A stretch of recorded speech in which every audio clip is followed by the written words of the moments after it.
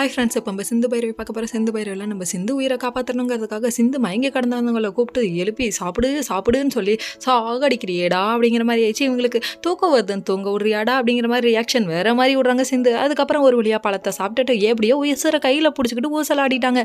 அதுக்கப்புறம் படுத்து அங்கேயே தூங்கிட்டாங்க. மறுநாள் காலையில் விழுது. எத்தனை நாள் இருட்டிலே நீங்கள் ஷூட்டிங் எடுப்பீங்க, அதனால் பகலுக்கு வாங்கப்பான்ற மாதிரி ஆயிடுச்சு. அதுக்கப்புறம் சிந்துவை தூக்கிக்கிட்டு நீ என் கூட இருந்தால் நான் எத்தனை வழியை வேணால் தாங்குவேன்னு சொல்லிட்டு சிந்து அடிக்கிற டைலாக்கை பார்க்கணுமே. அதுக்கப்புறம் நல்லபடியாக கூட்டு வந்து ஹாஸ்பிட்டலில் விட்டுட்டாங்கங்க. இங்கே ஒரு பக்கம் சிந்து பொழைச்சதே தெரியாமல் ஹாஸ்பிட்டலுக்கு ட்ரீட்டடு கண்ணா கொண்டாடுன்னு சொல்லிட்டு கண்ணா லட்டு தின்ன ஆசையா சிந்துவை க்ளோஸ் பண்ணியாச்சு. கண்ணா 2வது லட்டு தின்ன ஆசையா சிவாவை காலத்துக்கு நம்ம அடிமையாக வச்சாச்சுன்னு சொல்லிட்டு ஆனந்தப்பட்டுக்கிட்டு இருக்காங்களாமா. ஆனந்தப்படுறியா நீ இரு காட்டிருமை வேலையை காட்டிட்டியேடா அப்படிங்கிற மாதிரி ஆயிடுச்சு.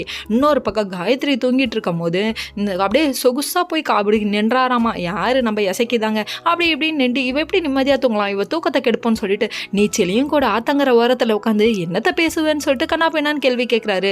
இதுக்கப்புறம் நீ செலியனை மறந்து தான் ஆகணும், என் கூட வாழ்ந்து தான் ஆகணுன்றாரு. டேய் இது காலத்துக்கும் நடக்காதுடா, உன்னை என்னைக்கோ அத்தோட தான் போகிறோம் அப்படின்னு சொல்லிட்டு ரியாக்ஷன் வேற மாதிரி விடுறாங்க.